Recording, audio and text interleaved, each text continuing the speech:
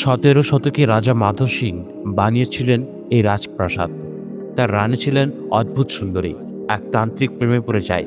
সে চেয়েছিল রানী শুধু তার হোক, কিন্তু রানী তার প্রতারণা ধরে ফেলে এবং তান্ত্রিক মারা যায়।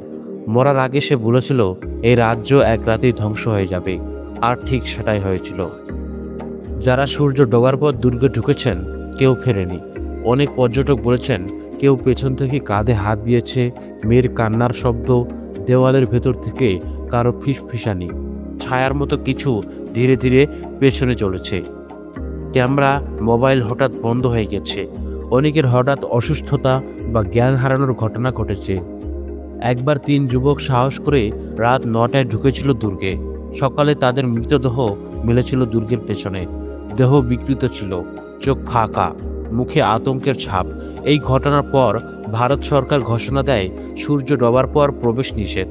আর্কিওলজিক্যাল ডিপার্টমেন্ট ASI নিজেরাই সাইনবোর্ডে লাগিয়ে দেয় নো এন্ট্রি আফটার সানসেট। আপনি কি সাহস করেন সূর্য ডোবার পর একা প্রবেশ করতে?